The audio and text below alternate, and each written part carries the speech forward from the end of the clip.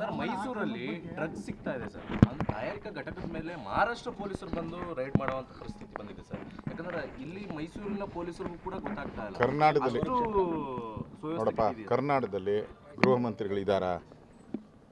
ಗೃಹ ಮಂತ್ರಿಗಳೇ ಇಲ್ಲ. ಇಲ್ಲಿ ಇಷ್ಟೊಂದು ರೇಪ್ಗಳಾಗ್ತಾ ಇದೆ, ಇಷ್ಟೊಂದು ಮರ್ಡರ್ಗಳಾಗ್ತಾ ಇದೆ, ಇಷ್ಟೊಂದು ಟೆರರಿಸ್ಟ್ ಆ್ಯಕ್ಟಿವಿಟೀಸ್ ಆಗ್ತಾ ಇದೆ, ಹಿಂದೂಗಳ ಮೇಲೆ ನಿರಂತರವಾಗಿ ಹತ್ಯೆ ಆಗ್ತಾ ಇದೆ, ರೈತರ ಸಾವು ಹೈಯೆಸ್ಟು.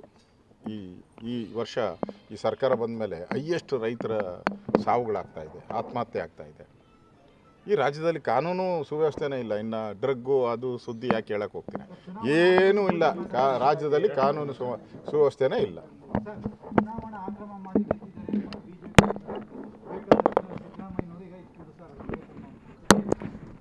ನನಗೂ ಏನಂತೆ ಅಕ್ರಮ, ನನಗೂ ಈ 136 ಸೀಟ್ ಗೆದ್ದಿರೋದೇ ಅಕ್ರಮ ಅಂತ ನನಗೂ.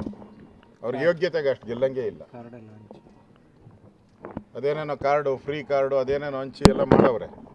ಅದೇನೋ ಇರಲಿ, ಚುನಾವಣಾ ಅಕ್ರಮ ಮಾಡಿದ್ದಾರೆ ಅಂತ ನನಗೂ ಅನಿಸ್ತೈತೆ. ಹಂಗಾರೆ ಎಲೆಕ್ಷನ್ ಮಾಡಿ ಕೊಡಿ ದಾಖಲೆ. ಈಗ ಕನಕಪುರದಲ್ಲಿ ನಿಮಗೂ ಗೊತ್ತು, ಕನಕಪುರ ಅಂದರೆ ಏನು ಅಂತ ಇಡೀ ಪ್ರಪಂಚಕ್ಕೆ ಗೊತ್ತು. ಯಾವನ ಅಲ್ಲಿ ಓಟ್ ಹಾಕೋದನ್ನೇ ಕಿತ್ಕೊಂತಾರೆ ಅಲ್ಲಿ. ಅಂಥದ್ರಲ್ಲಿ ಕನಕಪುರದಲ್ಲಿ ಅವ್ಯವಹಾರ ಆಗಿದೆ ಅಂದರೆ ಯಾರು ಅಧಿಕಾರಿಗಳು? ಈಗ ಕನಕಪುರದ MP ಚುನಾವಣೆಯಲ್ಲಿ ಅವ್ಯವಹಾರ ಆಗಿದೆ. ರಾಹುಲ್ ಗಾಂಧಿ ಹೇಳಿದ್ದಾನೆ, ಏನು ಸಾಕ್ಷಿ ಸಮೇತ ಕೊಡ್ತಾರಂತೆ.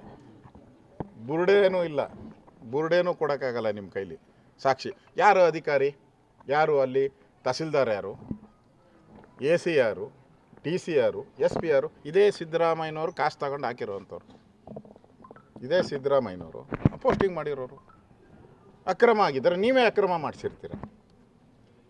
ನೀವೇ ಅಧಿಕಾರಿನ ಹಾಕಿರೋದು, ನಿಮ್ಮದೇ ಸರ್ಕಾರ, ನೀವೇ ಎಲೆಕ್ಷನ್ ಏನು ಇದು ರೆಡಿ ಮಾಡೋವಂಥವ್ರು, ಏನು ವೋಟರ್ ಲಿಸ್ಟ್ ರೆಡಿ ಮಾಡೋರು ನಮ್ಮ ROಗಳೇ ತಾನೇ, ರೆವಿನ್ಯೂ ಇನ್ಸ್ಪೆಕ್ಟರ್ಗಳೇ ತಾನೇ ಮಾಡೋದು. ನಿಮ್ಮ ROಗಳೇ, ನಿಮ್ಮ ತಹಸೀಲ್ದಾರೇ ಎಲ್ಲ ವೋಟರ್ ಲಿಸ್ಟ್ ರೆಡಿ ಮಾಡೋರು.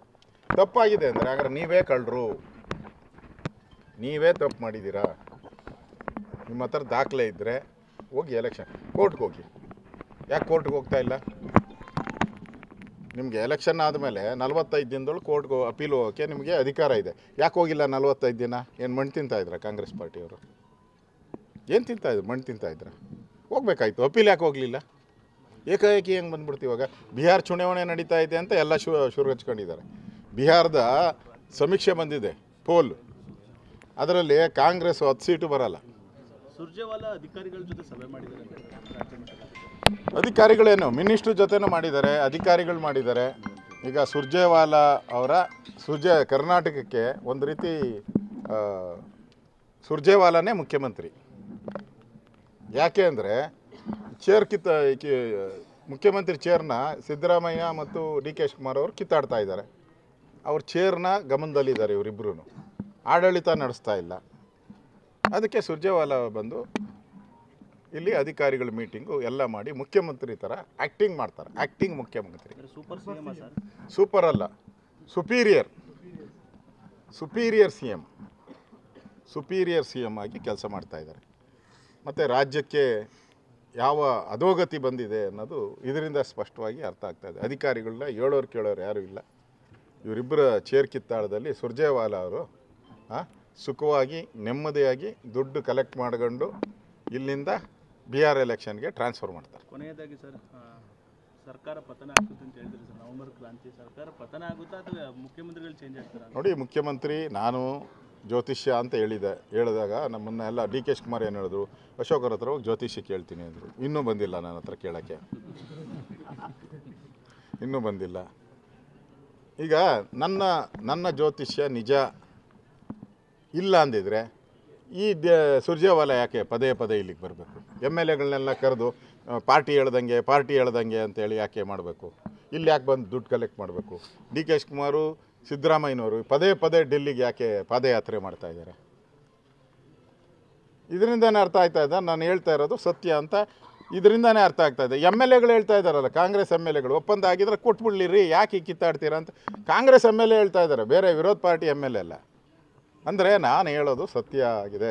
ಅಕ್ಟೋಬರಲ್ಲಿ ಇಲ್ಲಿ ಕರ್ನಾಟಕದಲ್ಲಿ ಒಂದು ಭುಗಿಲೆದ್ದ ಕ್ರಾಂತಿ ಆಗುತ್ತೆ. ಭುಗಿಲೆದ್ದ ಕ್ರಾಂತಿ. ಆ ಬೊಗಿಲು ಇದರಲ್ಲಿ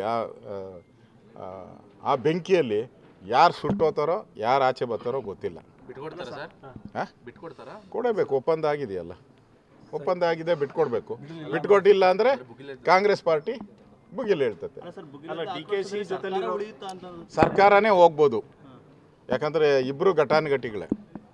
ಇವರು ಛಲ ಬಿಡಲ್ಲ, ಅವರು ಛಲ ಬಿಡಲ್ಲ. DKC ಜೊತೆಲಿರೋರು ಪಕ್ಷ ಬಿಡುವಂತ ಚಿಂತನೆ ಮಾಡ್ತಾ ಇದ್ದಾರೆ ಅಂತ ಸರ್ ಮಾಹಿತಿ. ನಾವಂತೂ ಈ ಸರ್ಕಾರ ನಾವು ಪಕ್ಷಾಂತರ ಮಾಡಲ್ಲ.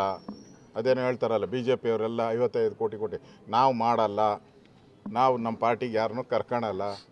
ಈ ಸರ್ಕಾರ ಅದೇ ಪತನ ಆಗಿ ಹಾಳಾಗೋಗ್ಲಿ, ನಾವಂತೂ ಯಾರನ್ನೂ ಕರ್ಕೊಳಲ್ಲ. ಈ ಕಾಂಗ್ರೆಸ್ ಅವ್ರು ಯಾರೂ ನಮ್ಮ ಪಾರ್ಟಿಗೆ ಬೇಡ. ಇಲ್ಲ, ಯಾವ ಕಾರಣಕ್ಕೂ ಮಹಾರಾಷ್ಟ್ರದಾಗಲಾಗಲಿ ಇನ್ನೊಂದು ಕಡೆ ಆದಂಗೆ ಏನು ಮಾಡಲ್ಲ. ಈಗ ಜನ ತಿರಸ್ಕಾರ ಮಾಡಿಬಿಟ್ಟಿದ್ದಾರೆ, ತಾನಾಗೆ ಬಿದ್ದು ಸಾಯ್ತೈತೆ.